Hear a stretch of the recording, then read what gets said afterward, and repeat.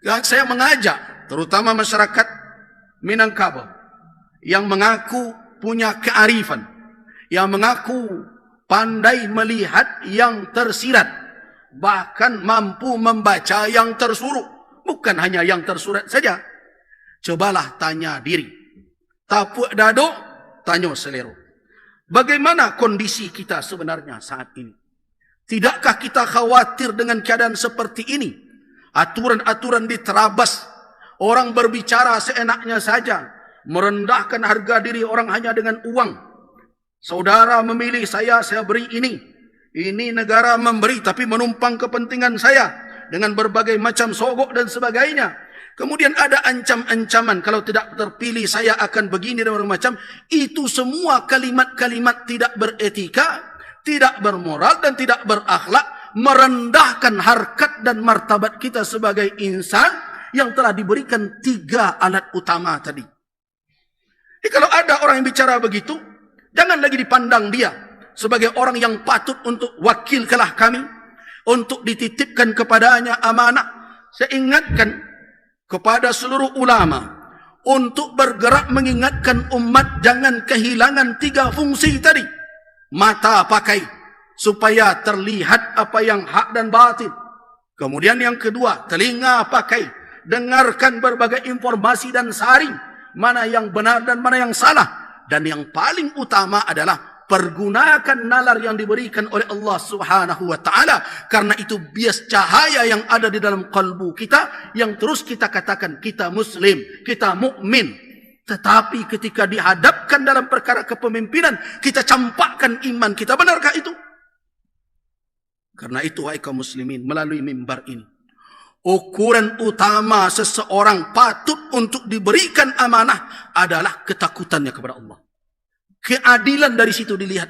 Bagaimana cara melihatnya? Lihat bagaimana dia menjalankan kewajibannya kepada Rabbul Alamin. Kalau pemimpin solat saja tidak beres, nantilah berbicara disuruh menjadi imam. Bagaimana kita akan menitipkan amanah manusia kepadanya ketika amanah dari Allah saja tidak dia tunaikan? Fikirkan dengan nalar yang diberikan oleh Allah. Lihat dan dengarkan, kemudian sandingkan dengan iman yang ada di dalam dada kita. Apakah dia tepat atau tidak menjadi tumpangan? Itu firman Allah dalam surat Taubah ayat 119. Apa kata Allah? Ya ayyuhalladzina amanu taqullah wa kunu ma'as sadiqin. Wahai orang-orang yang beriman, bertakwalah kamu sekalian kepada Allah dan bersamalah dengan orang-orang yang benar. Bersamalah dengan orang-orang yang jujur. Artinya apa? Jangan bersama dengan orang-orang yang berdusta atau dengan orang-orang yang pura-pura benar. Bagi siapa yang pernah mendengarkan kajian tafsir tentang ayat ini terkait dengan orang-orang yang membuat berbagai macam opini dan alasan untuk membenarkan diri mereka. Ini terjadi hari ini. Di masa Rasul ada orang-orang yang membuat berbagai alasan. Kepintaran mereka berhujjah, kehebatan mereka dengan berbagai macam fasilitas kekuatan, pembelaan dan sebagainya, mereka pura-pura benar. Nah, karena itu tugas kita adalah kalau betul bertakwa, jadilah bersama dengan as-sadiqin, orang-orang yang jujur, orang-orang yang benar. Jadi karena itu, kalau betul kita mengambil tausiah ini, mengambil butir dari khutbah ini, maka keluar dari surau, dari masjid ini, maka orang yang mendengarkan khutbah akan bisa melihat siapa yang akan menjadi temannya, bersama siapa dia akan berada.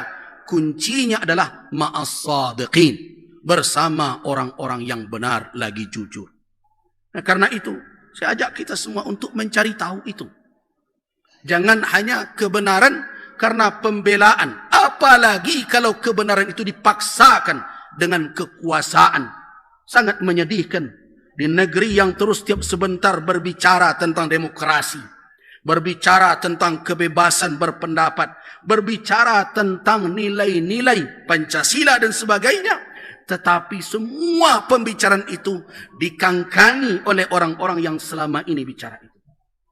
Saya sangat sedih ketika pemimpin tertinggi di negeri ini merasa punya hak untuk berpihak, membela dan berbagai macam, padahal yang ikut bertarung di dalam kontestasi adalah anaknya. Suatu hal yang menyedihkan. Sekarang kita tahu siapa yang shadiq, siapa yang benar, siapa yang tidak benar.